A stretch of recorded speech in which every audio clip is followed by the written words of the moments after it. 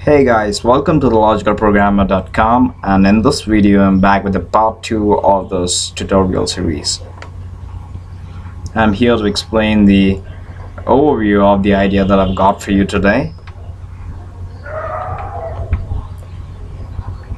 I've got a UML diagram over here to represent the structure of my code, and I've got the code as such in Android Studio, and I've got an emulator up and running for you. So I'll be switching back and forth between these windows to kind of get the idea across.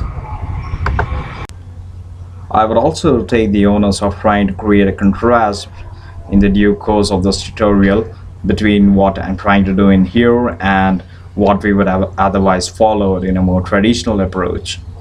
So let's get started, guys. So as far as this application is concerned, the main activity acts more like a container for the activity, and the more important details go into the ArrayList fragment. So that's the class we gotta be looking out at.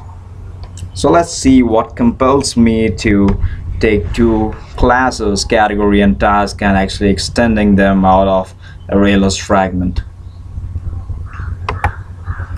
So this is the swipe view I got in my application, my main activity, that the base logic for rendering the swipe views contained in the ArrayList fragment.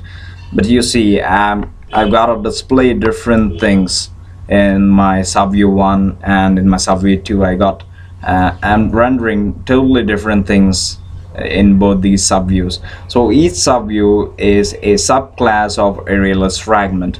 For instance, the screen 1 is actually a category class, and the screen 2 is a task subclass.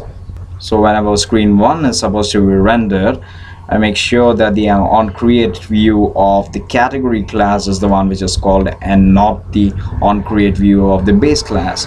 And similarly, when screen 2 is supposed to be rendered, the onCreate view of task class is called, and not the onCreate view of the ArrayList fragment class.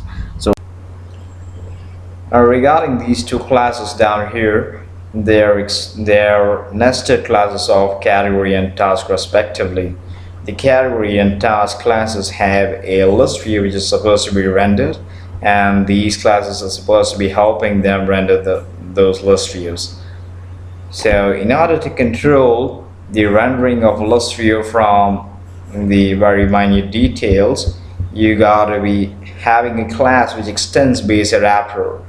So instead, in the more traditional approach, I would have taken this class and said this extends base adapter, and this also extends base adapter. But what I'm doing in here in my approach is that I take a common class called custom list view which extends the base adapter, and these two classes in turn are subclasses of this class.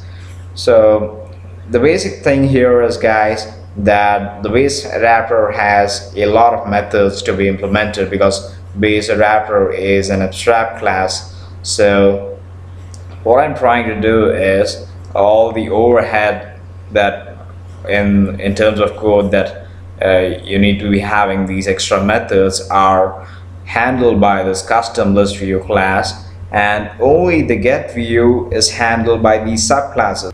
So it makes your code appear a lot more cleaner on the outside.